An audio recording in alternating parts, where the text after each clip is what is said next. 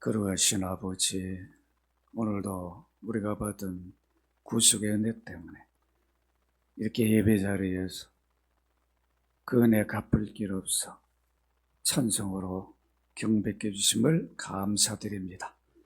주의 피로 사신 주의 백성들이 오늘도 이렇게 기쁨으로 감격함으로 예배하는 모든 것을 우리 주님께서 영광을 받으심을 믿습니다. 이종을 말씀 때문에 세우셔서 불쌍히 여기시고 그리스도 피로 씻어주셔서 시간도 제 복음이 바르게 증거되도록 성령님 인도하시고 감화감동하여 주옵소서. 주 예수 그리스도 이름으로 기도합니다. 아멘. 성경을 보면 참 많은 인물들이 있죠. 다 대단한 인물들이 많습니다. 그런데 그 가운데 특별히 아브라함은 구원 조심을 바르게 알고 준비한 대표적인 사람이라 이렇게 말씀드릴 수가 있습니다. 그는 구원주가 어느 땅에 또 어떻게 오실 것인가, 오셔서 어떤 일을 하심으로 구원의 일을 이루는가 바르게 이해하고 그 일을 준비했어요. 그래서 이렇게 아브라함은 하나님 인류 구원을 위하여 아들을 보내실 때를 이미 알고 그때를 보고 뭐 했다고요? 즐거워하며 준비한 사람이다. 이 말씀을 누가 하고 있어요? 누가 한 거예요? 예수님이 하신 거죠. 이미 때때를 보고 아브라함은 준비했다는 거예요.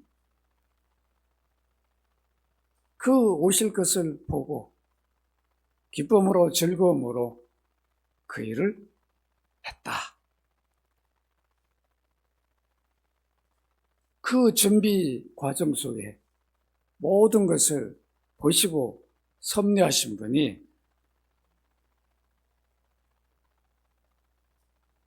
말씀하신 거예요. 근데 이렇게 말씀하시니까 아브라함을 믿는 아브라함의 후손들이 그렇습니다. 그러셨군요. 그렇게 하고 받고 믿는 게 아니라, 여러분 어떤 예수님의 말씀에 대해서 그들이 어떻게 반응을 합니까? 유대인들이 이렇게 57절에 보니까 내가 아직 몇 도 안 됐는데요? 너 이렇게 보니까 한 30대 중반, 그것도 안 됐는데, 너 50도 안 됐는데 네가 아브라함을 보았느냐? 허허 참. 아브라함 얘기하니까 이미 내 때를 보고 준비했다고 그러니까 너 50도 안 됐는데 너 2000년 전에 있는 네가 아브라함을 봤어? 너 지금 제정신이냐? 그걸 믿으라고?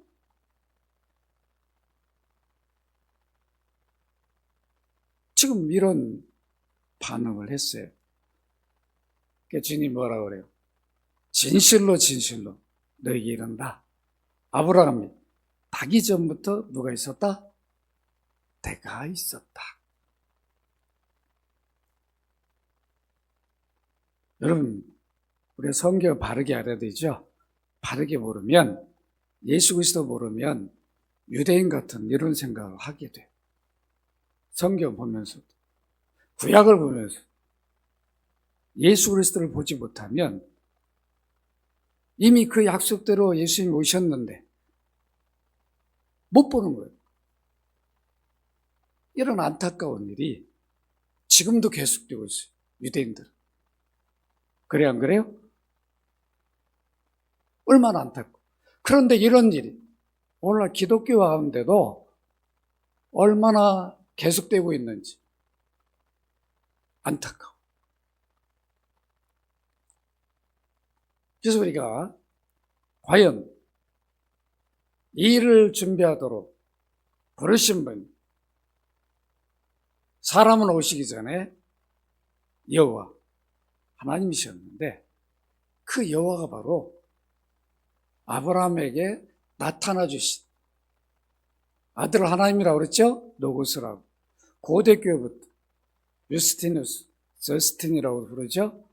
그리고 콘스탄틴, 대제가 그걸 다 인정을 하고 기념교회까지 세워서 이걸 증거한다. 이때 아브라함에게 나타나신 분은 여호와는 성자 하나님, 아들 하나님, 우주 만물을 지었던 노고스, 말씀으로 창조하신 그 하나님입니다. 이렇게 고대교회부터 해석하고 이해하고 증거해 주고 있습니다. 여러분, 오늘 우리가 아브라함에 대해서 계속 이어서 살펴보는데 지난주까지 우리 아브라함이 하란을 갈대아우르 고향을 떠나서 또 하란에 와서 또 지시를 받고 가나안 땅에 갔죠. 그런데 여러분 한번 생각해 보세요. 하나님 지시했다면 우리가 생각할 때 마치 주소를 주면서 야, 너 내가 다 준비해놨어. 여기 가서 살아. 여기가 준비하고 있어. 다 이러기를 원하잖아요. 그런데 그렇지 않아요. 가라. 어디로 가나안 가본 적도 없는데 가. 이 말은 뭐예요? 내가 함께 할 테니까 가.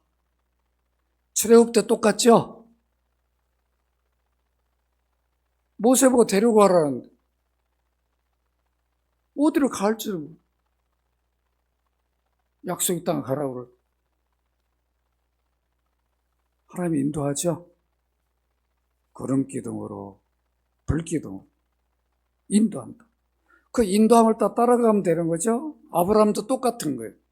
가라 그러면 그 약속 붙들고 가면 되는데 그래서 갔어요. 가서 삶이 여러분 어땠어요?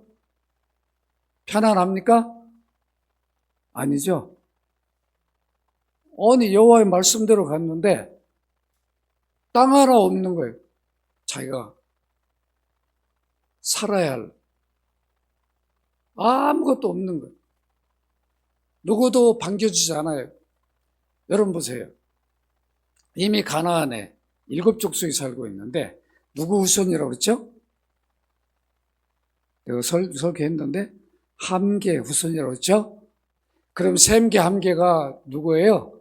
노아의 아들들이잖아. 형제야. 그러면 반가워요, 안 반가워요? 반가워, 안 반가워요? 안 반가운가요?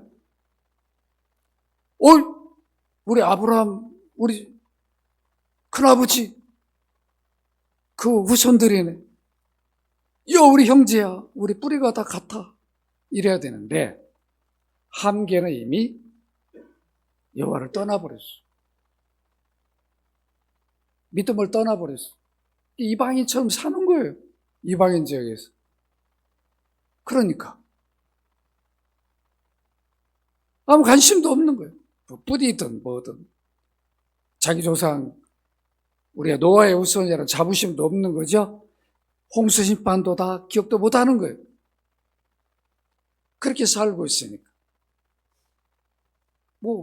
하는 사람이 저기 사람도 살지 못할 저기 살고 있는데 좋은가 오면서 가면서 쳐다보다가 나중에 어떻게 합니까? 거기서 뭔가를 생활 기반을 잡을 만하니까 시비를 하는 거죠. 못 살게 하는 거예요.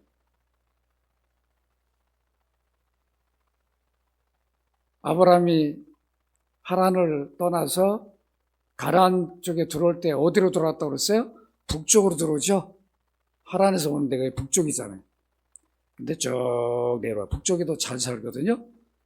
이렇게 쭉쭉쭉 내려와요. 사람이 안 사는 데를 와야 되니까. 계속 남으로 내려와. 처음 머문 곳이 어디였다고 그랬어요? 세겜이라고 그랬어요. 세겜. 세겜 땅에 상수리가 자라는 척박한 땅. 왜 그 말을 했다고 그랬죠? 사람이 살지 않는 곳을 아브라함은 선택을 한 거예요. 그러니까 그 삶이 얼마나 힘들고 어렵겠냐. 그런 생활을 해본 적도 없는 갈대아우로 해서 마치 왕족처럼 살았는 이 못 사는 동네 와가지고 그냥 가난하게 힘들게. 그것도 혼자도 아니잖아요. 아내, 또 아들 같은 노, 종들, 가축들. 이거 그냥 마음에 안 들면 혼자 같으면 이리저리 막 옮겨 다니면 덜 고생할 텐데.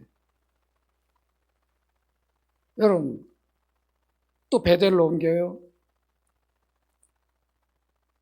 또 거기서 계속 살 수 있습니까? 못 살아요. 또 남방으로 계속 이주할 수밖에, 이사할 수밖에 없는. 여러분, 그럴 때 가족들, 종들이 불만이 있었을까요? 없을까요? 있겠죠? 아니, 우리 주인이 섬기는 하나님은 참 재밌는 분이라고. 왜 잘 살고 있는, 고향 때 잘 사는 사람은 일이 막 이끌어가지고, 뭐 그냥 이게 뭐냐고. 우리 주인이 뭐 잘못하는 거 아니냐고. 꼭 이렇게 우리가 살아야 됩니까?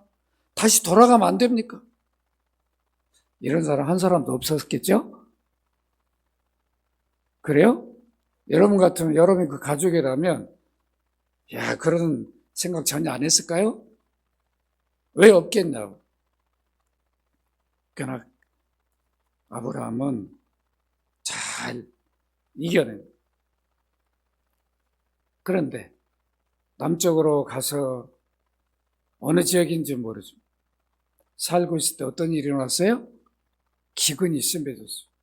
더 이상 이제 가나안에 살기가 어려운 거예요. 그래서 어떻게 합니까? 애국으로 가죠. 근데 애국으로 가는 게 여호와의 뜻이라 했어요? 아니라고 했어요? 아니라. 아브라함이 스스로 결정한 거예요. 잠시 머물다 오려고. 기근이 끝나면. 그래서 거류란 단어를 썼어요.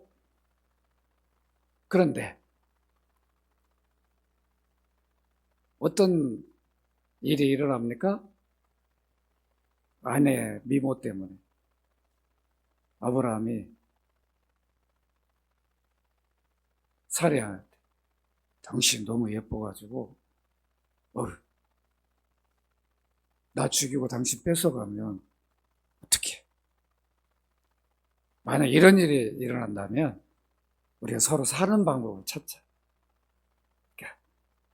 그때 나한테 물어보면 누이라고 그럴 테니까. 당신은 당신도 살고 나도 살아야 되지 않겠냐. 저건 뭔 소용이 있겠냐. 아마 그랬을 거예요. 나도 당신 때문에 좀 살자. 내 생명을 보존하자. 이 사람이 급하면 인간적인 생각이 지배하는 거죠. 누가 가나안 땅에 보내셨어요? 여호와가 보냈는데 여호와 하나님이 자기 생명을 지켜주실 것이라고 하는 이 믿음이 사라져버리고 자기 아내 사라 미모로 자기가 살아보려고 이런 지극히 인간적인 생각. 참 여러분 어떻게 이런 사람을 믿음의 조상이라고 말할 수 있을까? 자기 살기 위해서 아내를 왕에게 내어줘 버립니다. 그런데 아내를 내어줌으로 많은 부를 누리게 됐어요. 애굽 바로 왕이, 야 아브라함, 너희를 나한테 줬으니까 그래, 또 애굽에 뭐 같이 한번 살자. 그러고 그냥 많은 걸 줬어. 겁나 부끄러운 거예요. 마치 아내를 팔은 것 값이 되어버렸잖아요. 이로 인해서 아브라함은 부는 드렸죠. 부는 갖게 됐는데 어떤 일이 돼요? 약속의 땅을 가야 되는데 왕의 아내를 줘버렸는데 누가 뺏어오냐? 누가 뺏어다 주겠어요? 그러니까 한없이 이제 가나안 땅에 가야 돼. 보통 일이 아니죠. 그때 여호와께서 애굽 왕 바로에게 섭리하십니다. 바로야, 네가 지금 아내 삼은 그 여인 아브라함의 아내다. 빨리 돌려줘. 너 안 돌려주면 네 가족들 내가 다 죽일 거야. 번쩍 손들고 빨리 아브라함한테 와서, 야, 너 왜 나한테 누이라고 그래요? 내가 죽을 뻔. 돌려주죠. 그리고 끝난 게 아니라 왕이 화가 나가지고 아브라함이 줬던 거 다 뺏을 수도 있잖아요. 야, 너 여기 온 거, 또 올 때 그거 외에는 내가 준 거 다 가져와. 그럴 텐데 그러지 않았어. 야, 다 가지고 빨리 가. 빨리 나. 그래서 이제 그 부끄러움, 믿음의 조상이 자기 인생에 큰 오점을 합니다. 지워버리고 싶은, 지울 수도 없는 그걸 남기고 다시 가나안 땅으로 옵니다. 와서 여러분 도착한 데가 어디죠? 베델입니다. 단을 쌓았던 베델로 옵니다. 그런데 여러분, 여기 와서 어떤 일이 생기죠? 베델에 와서 조카 롯과 헤어지게 돼. 헤어지는 이유가 뭐예요? 뭐 때문에? 너무 가축들이 많은 거예요. 그래서 서로 종들끼리 막 다투는 거예요. 아브라함에게 롯은 아들 같잖아요. 자기는 자식이 없고 동생 아들이니 자기 자식 같잖아요. 아들처럼 여기고 함께 했는데 고향 땅도 떠나서 함께 여기까지 따라왔는데 함께 살 수가 없게 되어버렸어요. 여러분, 이렇게 물질이라는 게 무서운 거예요. 어느 때는 형제 사이도 다 멀어지게 만들어 그러죠? 그렇게 돼요. 그러니까 아브라함과 롯이 이 물질 문제 때문에 헤어져 버립니다. 가나안 땅에서, 베델에서 헤어질 때에 아브라함이 선택권을 누구한테 줘요? 롯에게 줍니다. 성숙한 모습이 보이죠? 이 말은 뭐예요? 아브라함은 애굽에 가서 큰 깨달음이 있었던 거죠. 야, 나의 믿음의 현주소가 이 정도밖에 안 되는 거예요. 이런 나를 부르셔서 이런 놀라운 일들을 계획하시는 것을 이루신다는 것. 얼마나 자기가 부끄러웠겠어. 이제 다시는 가나안을 떠날 이유가 없어진 거죠? 그러니까 먼저 롯에게 선택권을 줍니다. 네가 좌하면 내가 우하고 네가 우하면 내가 좌하겠다. 그때 롯이 이래야 되잖아요. 큰아버지 무슨 말씀입니까? 큰아버지께 큰아버지 거고 내 것도 큰아버지 겁니다. 이래야 되잖아요. 큰아버지 거는 큰아버지 거고 내 건 내 거가 큰아버지 것도 내 거가 되는 거죠. 사람 욕심이라는 게. 결국은 부딪혀. 물질을 포기를 못해. 롯이 아닙니다. 이게 뭐 중요합니까? 나는 끝까지 믿음으로 큰아버지를 따라서 여호와께서 원하는 그 일을 이루는데 함께 하겠습니다. 이래야 되잖아요. 그렇죠. 이렇게 탁 눈을 들어서 보니까 소돔과 고모라가 딱 보이는데, 이야, 여러분, 창세기 13장 9절로 10절. 여러분, 이게 세상을 이렇게 믿음의 눈으로 안 보면 어떻게 펼쳐지는가? 여러분 한번 보시라고. 같이 한번 읽읍시다. 시작. 네 앞에 온 땅 있지 아니하냐. 나를 떠나가라. 내가 좌하면 나는 우하고 네가 우하면 나는 좌하리라. 이에 롯이 눈을 들어 요단 지역을 바라본 즉 소알까지 온 땅에 물이 넉넉하니 여호와께 소돔과 고모라를 멸하기 전이었으므로 여호와의 동산각 애굽 땅과 같았더라. 이성적인 눈으로 딱 보니까 이건 너무 에덴 동산 같은 거예요. 애굽이 잘 살고 있는데 애굽 땅 것 같아. 물이 넉넉하고.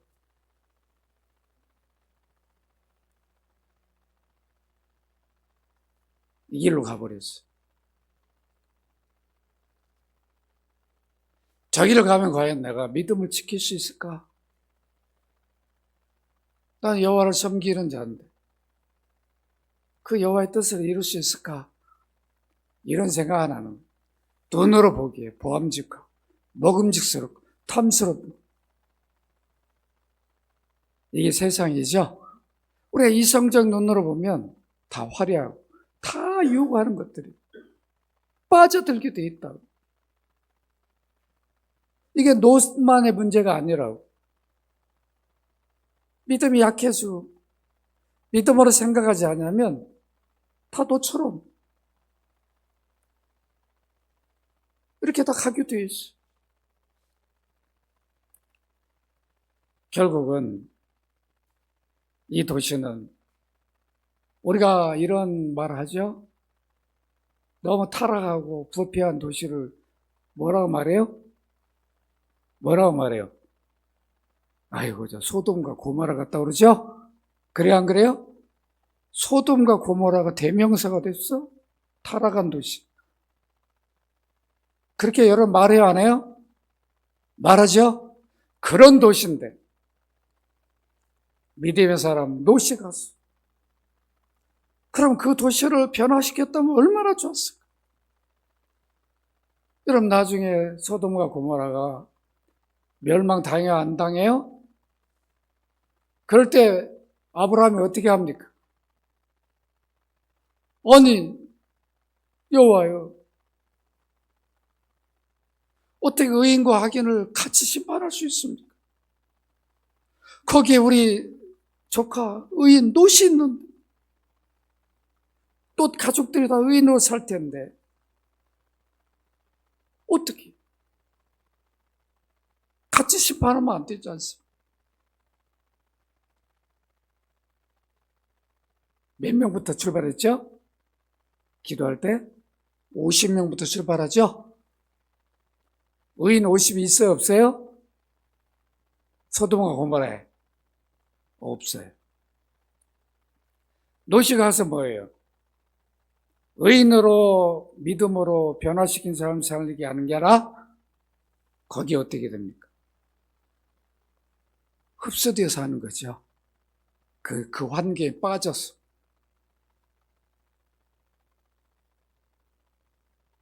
나중에 아브라함이 어디까지 가요? 때 마지막 기도 간구합니다. 10명. 10명. 그 가족만으로도 10명일 텐데. 10명만 있으면 어떻게 하실 겁니까? 그런데 심판하지 않는다. 10명 있었어요? 없었어요? 없었어요.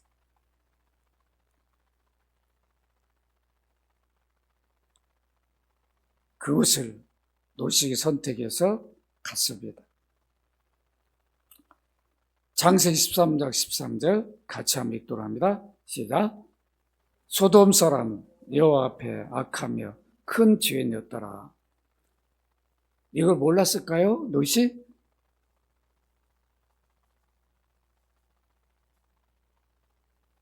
아브라함과 헤어질지라도 믿음의 사람이라면 어떻게 해야 돼요? 가까이 있어야 되죠? 제가 어떻게 멀리 떨어질 수 있습니까? 가까이 가겠습니다.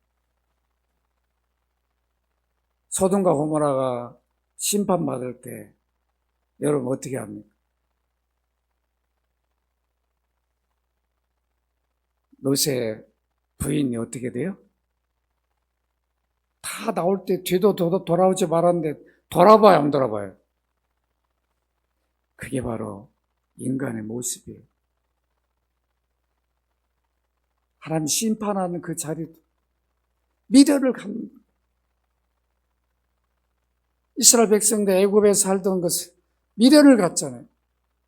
약속의 땅을 가다 힘들면 과거에 살던 것을 미련을 갖. 우리가 지금 믿음의 삶을 살다가 어려워지면 과거의 삶을 자꾸 돌아가려고 한다.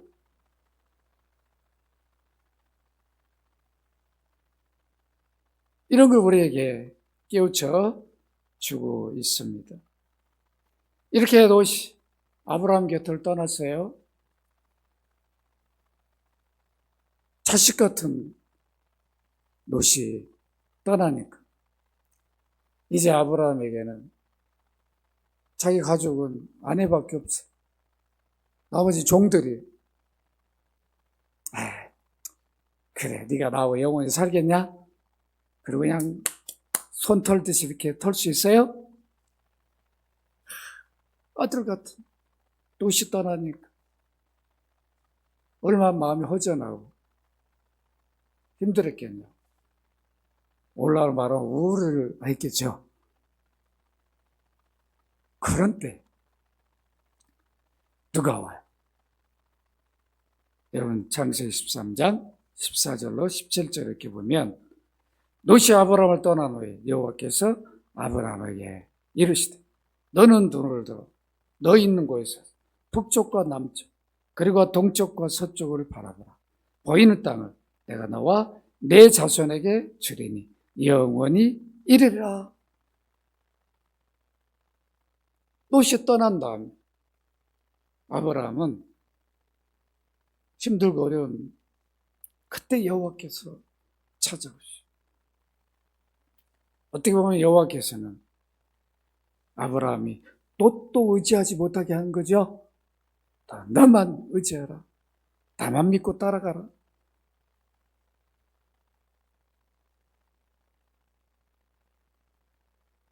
이제 그동안엔 가나안 땅을 가라고는 했는데 어디를 주실지를 몰랐는데 정확하게 정하셔서 약속하십니다.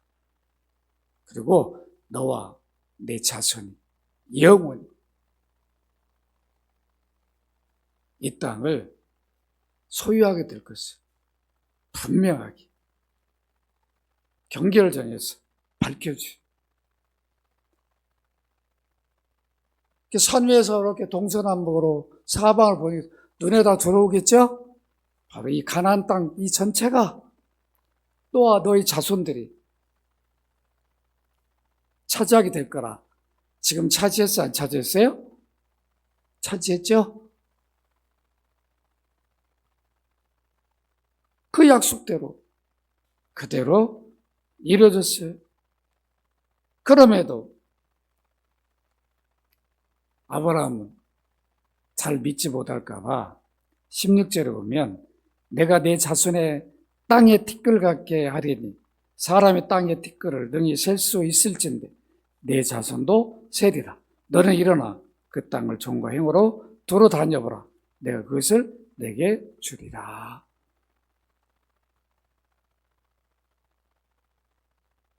이 약속대로 엄청나게 지금 현재 자식도 없는데 이런 약속을 주신 거예요.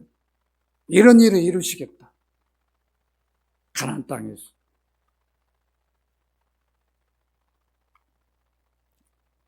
이 약속을 받은 아브라함은 창세기 3장 13장 18절 우리 같이 한번 읽어볼까요? 시작. 이에 아브라함이 장막을 옮겨 헤브론에 있는 마므레 상수르 수풀에 이르러 거주하며 거기서 여호와에 위하여 제단을 쌓았더라. 이제 헤브론에 가서 삽니다. 그때는 종들이 많아요. 또 이제 누구도 아브라함을 생명을 위협을 하지 못하도록 아브라함이 종들 가운데 군대를 조직해요. 318명이나 되는 군인을 만들어요. 그때 어떤 소식이 들려왔어요? 소돔과 고모라가 그 다른 연합한 나라들 중에서 결국은 지배당해버리죠. 노치 사로잡혀갑니다. 가족들. 근데 아브라함이 구출해야 하네요? 저 같으면 야, 이 자식 꼴 좋다. 그래, 네가 나를 버리고 가? 네가 십리도 못 가서 너는 그럴 줄 알았다. 그럴 거 아니야. 아브라함은 그렇죠. 가서 찾아옵니다. 그리고 주변 나라 왕들이 아브라함을 왕처럼 대우해요. 마치 한 나라를 갖고 있는 것처럼 대우한다고. 그런데 이렇게 일한 때에 이제 아브라함에게는 땅을 약속받았어. 그런데 이제는 뭐예요? 후손이 필요한데. 후손이 필요하죠? 그 자손을 이제 아브라함을 이어서 땅에 거할 자손들이 필요한데 그들이 함께 구원 조심을 준비해야 되는데 과연 이 일을 어떻게 이루시는가? 창세기 15장 1절로 3절 우리 같이 한번 읽어보도록 합니다. 시작. 이후에 여호와의 말씀이 환상 중에 아브라함이 임하여 이르시되 아브라함아 두려워하지 말라. 나는 내 방패요 너희 지극한 상급이니라. 아브라함이 이르되 주 여호와여 무엇을 내게 주시려 하나이까? 나는 자식이 없사오 나의 상속자 이 다메섹 사람 엘리에셀이니이다. 아브라함이 또 이르되 주께서 내게 씨를 주시지 아니하셨으니 내 집에 길린 자가 내 상속자가 될 것이니라. 75세에 가나안에 왔는데 이 말씀을 받을 때가 85세 정도, 10년이 됐는데 자꾸 자식도 없는데 많아지리라. 그러니까 아브라함이 이해가 안 돼요. 좀 자식을 준 다음에 그 말씀 하시면 앞으로 이 자식을 통해서 많은 후손들이 증가되겠구나. 이 생각을 할 텐데. 나 지금 아무 자식, 뭘 주시려고 그럽니까? 환상 중에 늘 말씀을 음성으로 하셨던 여호와께서 이때는 환상 중에 오시니까 두려웠던 거죠. 그런데 나는 내 방패다. 이렇게 말씀하셨어요. 이 말은 뭐예요? 여러분, 방패는 뭐예요? 지키고 보호하는 장구죠? 여호와가 가나안 땅에 있는 너를 방패가 되어주겠다. 너희 모든 삶을 지켜 보호해주겠다. 인도해주겠다. 이런 약속을 준 거죠? 그러니까 두려워하지 마라. 그리고 또 하나는 뭡니까? 뭐라고 여기에 말씀하고 있죠? 지극히 큰 상급이다. 이 번역은 조금 그래요. 어떻게 번역하는 게 좋냐? 너희 상급을 매우 크게 하리라. 이게 본래 번역의 의미예요. 근데 이렇게 비슷하게 번역한 번역본들이 있더라고요. 근데 우리 개역개정판이나 한글판은 그렇게 번역을 못했어요. 지극히 큰 상급이다 이렇게 번역했는데 그런 뜻이 아닙니다. 내 상급보 내가 받을 보상을 매우 크게 증가시켜 주시겠다.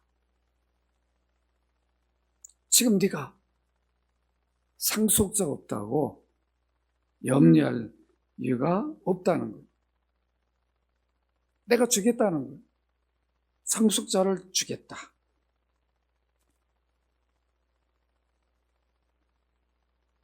그런데 이 약속을 어떻게 보면 이해하기 어려웠을 텐데 아브라함은 바르게 이해를 합니다. 그러면 어떤 반응을 합니까? 15장 2절에 보니까 이렇게 말했죠.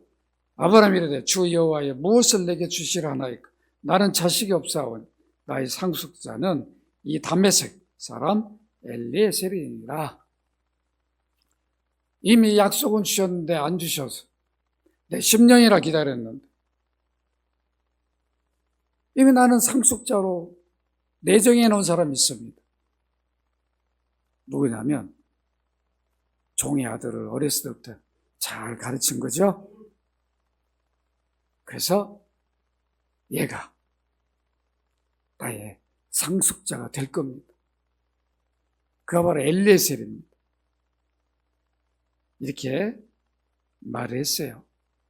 이렇게 자기가 준비한 이유가 3절을 보면 주께서 내게 씨를 주지 아니하셔서 주셨다면 내가 그를 상속자로 세우면 되는데 안 주시니까 내가 세울 수밖에 없지 않습니까? 이것도 보면 아브라함이 이성적으로 모든 걸 하는 거죠. 이성적. 그러니까 여러분 이거 잘 보셔야 돼요. 아브라함의 생애를 이렇게 보면 믿음으로 한 일들이 있는가 하면 이성적 판단으로 한 일들이 덜 나타나요. 그거로 인해서 어떤 일들이 발생하는가를 우리가 잘 보셔야 돼요. 이것이 우리에게 교훈을 주는 거죠. 우리가 늘 우리 경험, 우리 지식, 우리 하나님은 우리에게 인격을 줬어요. 하나님의 인격체니까 그 인격을 우리에게 주셨어요. 하나님의 형상 모양이란 말은 하나님의 인격을 우리에게 준 거죠. 그 인격과 인격이 교제가 이루어져요. 그래서 우리 하나님 섬깁니다. 하나님과 교제가 이루어져요. 교제가 끊긴 게 죽음이죠. 그런데 이 인격을 줬기 때문에 스스로 판단하고 결정할 수 있는 권한을 줬어요. 이걸 자유지라고 그러죠. 그러니까 비록 아브라함이라 할지라도 스스로 자기가 판단해서 결정해서 행하면 막지 않아요. 여러분 이걸 잘 아셔야 된다고. 오늘 우리가 이런 일을 참 많이 하거든요. 믿음으로 해야 한다는 걸 알면서도 내 지식으로 판단해요. 내 경험으로. 이건 아닌데 하면서도 그 일을 한단 말이에요.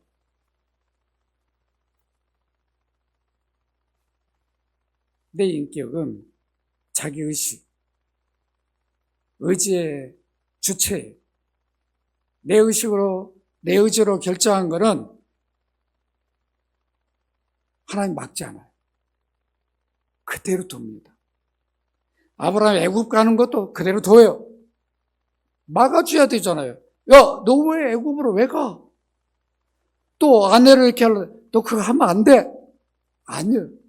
자기가 결정 내버려 둬. 근데 그것이 내가 결정했으니까 내 책임사항이 되는 거예요. 아시겠죠? 하와 아담이 먹을 때도 안 막습니다.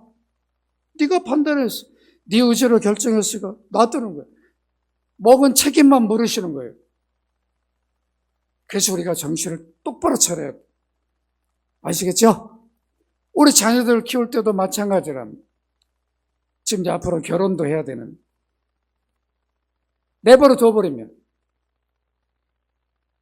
믿음 밖에서 자기들 생각대로 좋은 대로 판단해서 결정해버리면 우리 주님은 놔둔다니까요. 그냥 평생 고생해. 그것 때문에 처음부터 자녀들에게 너는 믿음의 가정이 조금 부족해도 믿음이 있다면 그걸 더 소중히 여겨라. 근데 너무 형편없는데. 믿음은 좋은데 형편없는데. 자꾸 우리는 그런 생각을. 믿음을 더 귀하게 여기지는 못해. 그럼 마치 자기가 전도할 것처럼 생각하는데, 그러므로 내가 전도해 본 적이 없는 분들이 다 유혹이 빠지는 거죠. 평소에 전도를 잘했던 분 같으면 저분 전도를 잘한 분이니까 그럴 수 있겠다 그러는데 꼭 결혼해서 전도하겠다고. 안 돼. 여러분, 사단의 유혹이 만만치가 않아요. 제가 사단의 IQ가 몇이라고 했어요? 6,004라고 했어요. 아인슈타인은 256밖에 안 돼요. 어떻게 우리가 우리 능력으로 사단을 이길 수 있냐고. 그 성령을 도움을 받지 않냐면 그 유혹을 못 이겨요. 근데 다 사단의 지배를 받고 있는데 어떻게 믿음으로 할 수 있겠어요?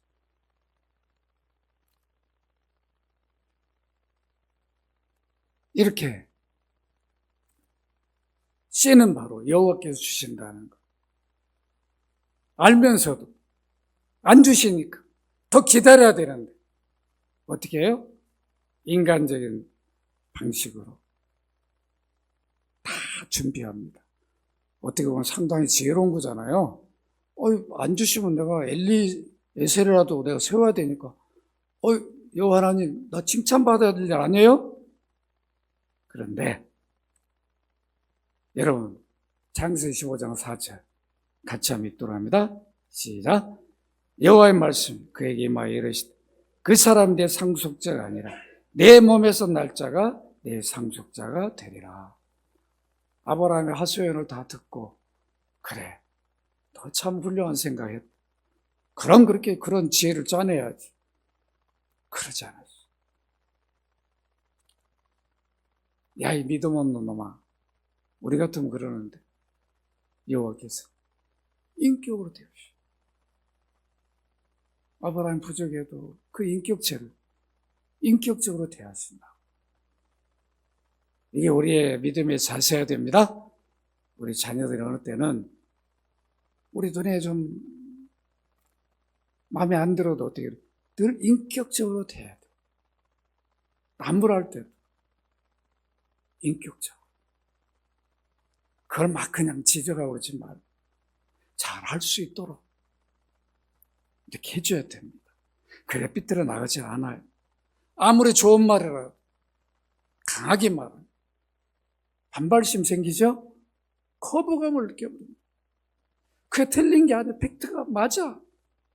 그런데 자기들 싫어해. 인격적으로 해줘야 돼. 내 자녀라고 그래가지고 막 강압적이면 역효과가 나요. 아시겠죠? 자, 여호와께서 아브라함에게 야, 내가 너희까지 불러서 이렇게 했는데도 아직도 그 수준이냐? 그렇지 않습니다. 분명히 상속자가 되리라. 내 몸에서 날 자가. 이게 엘리에서는 아니라는 거죠. 그리고 뭐라고 하냐면 여러분 창세기 12장 7절에 이미 어떤 약속을 주셨어요? 같이 한번 읽도록 합니다. 시작. 여호와께 아브라함에 나타나 내가 이 땅을 내 자손에게 주리라 하신지라. 자기에 나타나신 여호와께 그가 그곳에 제단을 쌓아. 이렇게 제단을 쌓았던 사람이 아니에요. 세겜에서. 그런데 10년까지 잘 기다렸는데 세월이 지나면 희미해지는 거죠. 아주 인간적인 생각으로 죄의 뜻을 잃어버리려고 그랬어요. 그러지 못하도록. 아브라함 몸에서 날 그가 5절에 보니까 그를 이끌고 밖으로 나가 이르시되 하늘을 우러러 무쇠를 셀 수 있나 보라. 또 그에게 이르시되 내 자손이 이와 같으리라. 지금 예수 그리스도 주로 믿는 모든 하나님 백성들 아브라함의 후손들 아니에요? 얼마나 많은 사람들을 주신 겁니까? 이렇게까지 아브라함에게 하심으로 아브라함이 약속을 받아들입니다. 여러분 창세기 15장 6절 같이 한번 읽읍시다. 시작. 아브라함이 여호와를 믿으니 여호와께의 일을 그의 의로 여기시고. 이때 그것을 믿으니까 너는 이제 의로운 자다. 네가 지금까지 의로워서 내가 너를 세우거나 네가 의롭기 때문에 지금까지 내가 참고 인내하며 여기까지 온 게 아니다. 네가 부족해도 네가 갖고 있는 그 믿음이다. 믿음만이 어렵게 된다는 것을 다시 한번 분명히 확인시켜 주고 있어요. 아, 내 몸에 날 아들. 그 어떻게 나올지 모르죠. 불가능한 일이지만 여호와께서 하시겠다 그러니까 믿음으로 받아들입니다. 이때 아브라함의 믿음은 장차 그 아들을 통해서 구원주를 바라봤다. 이미 내 때를 보았다. 다 연결되는 겁니다. 지금 우리는 신약에서 해석하니까 그게 너무 확실하지만 아브라함은 아직 실체를 보지 못했어요. 그럼에도 아들을 통해서 장차 주실 아들을 통해서 구원주를 본 거죠. 믿음이 의롭다함을 얻는다.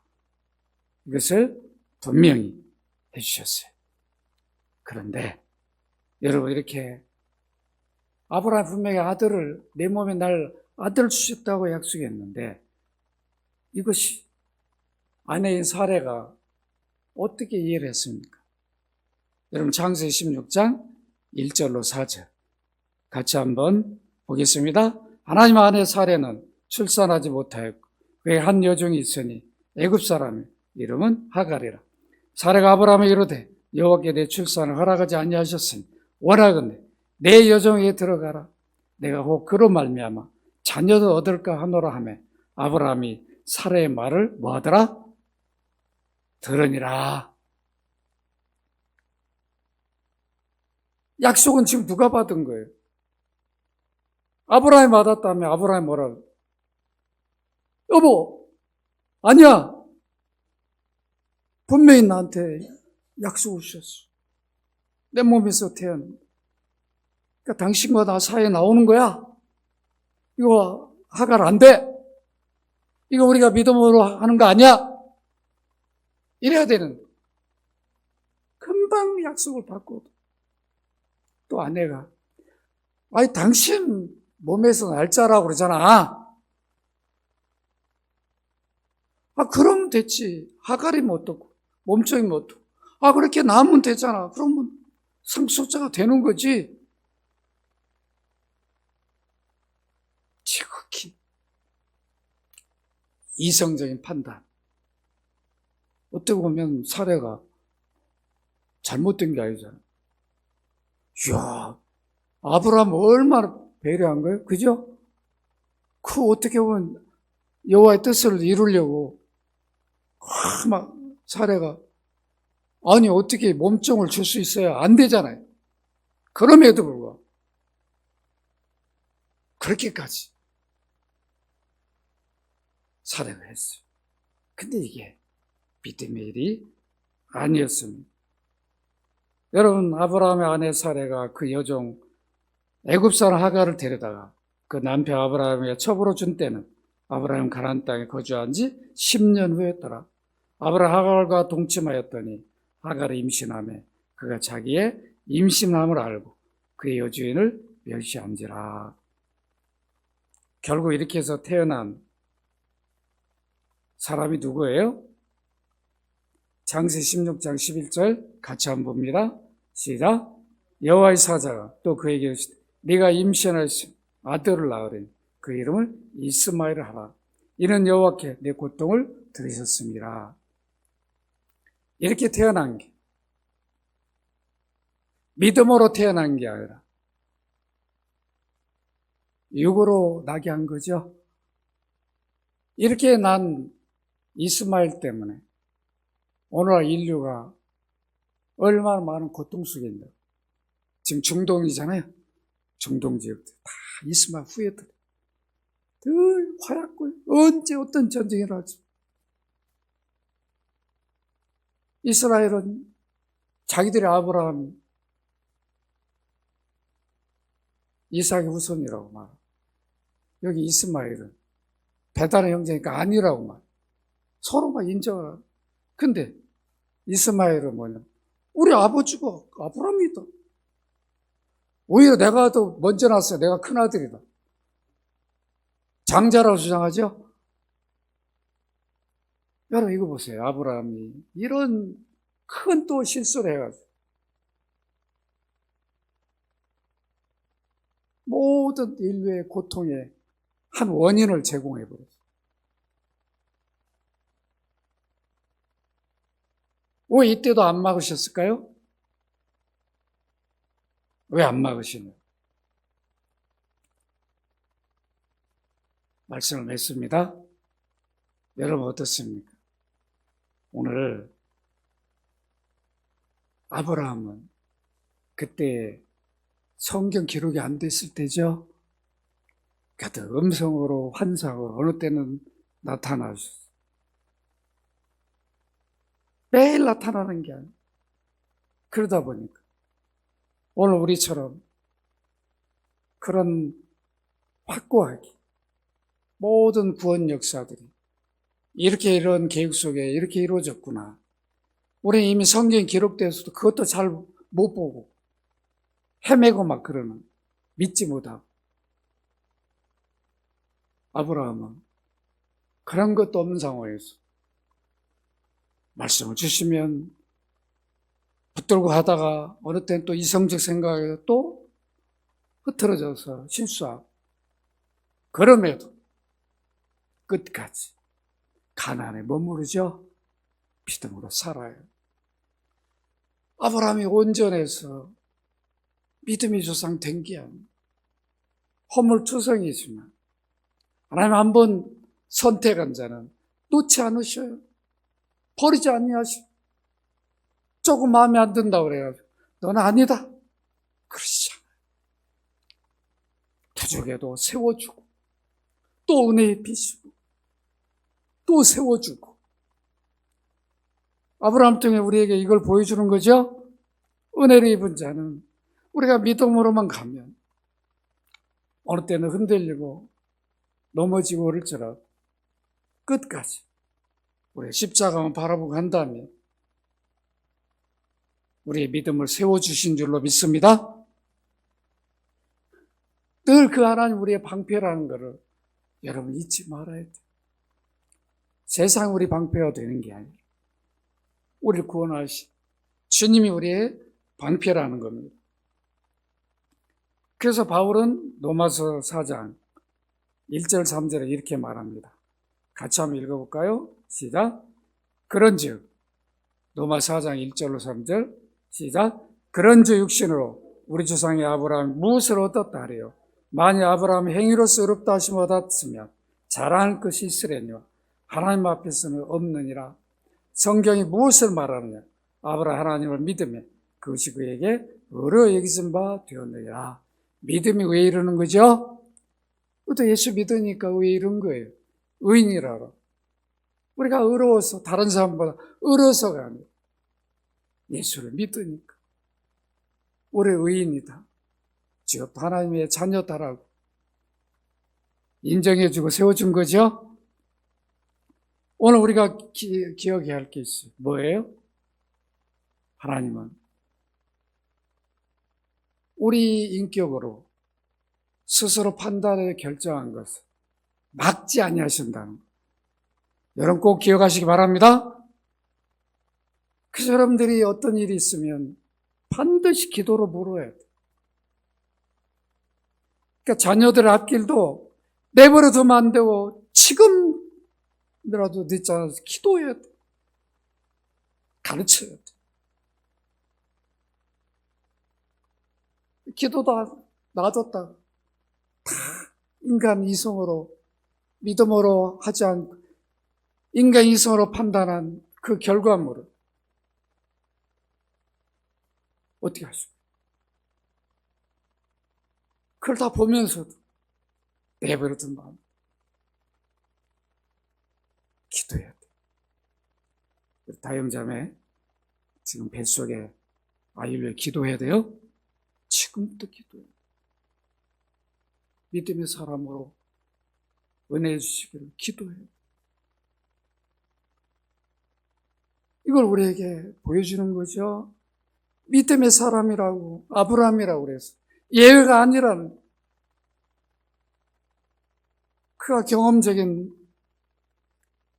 그 인간적인 판단으로 해서 얼마나 많은 아픔과 어려움을 겪냐. 롯을 통해서 우리에게 보여주고 있죠. 사라를 통해 보여주고 있죠. 우리가 이런 일들이 우리 삶 가운데 늘 놓여 있어. 그때마다 우리는 기도를 해야 됩니다. 과연 주의 뜻이 어디 있는가? 더 간절히 구해야 돼. 그렇게 하고 해도 어느 때는 힘들고 어려운 때가 있는데 기도하지도 않고 그대로 가버립니다. 우리 주님은 책임지시잖아요. 만약 아브라함이 애굽을 가지 않고 가나안의 기근에도 남아있다면 그건 믿음으로 남아있으니까 하나님 책임사항이죠. 보낸 분이 책임져 줄 건데 그렇지 않다면 우리 스스로 판단해서 결정한 거는 우리가 책임을 져. 여러분들이 믿음으로 기도를 통해서 성령의 도움을 받아 주님의 뜻을 이뤄가는 귀한 삶이 되기를 주의 이름으로 축원합니다. 거룩하신 아버지, 아브라함을 부르시고 그에게 맡겨진 일들을 그가 의로워서가 아니라 믿음이 온전해서가 아니라 그의 실수에도 불구하고 그 맡겨주신 여호와께서 그 모든 일들을 이루어 가신 것을 우리가 살펴봅니다.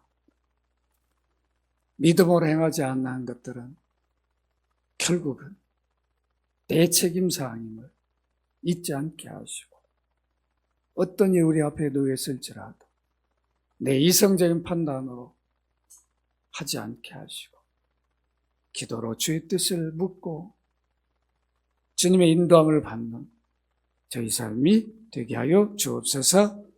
주 예수 그리스도 이름으로 기도합나이다. 아멘.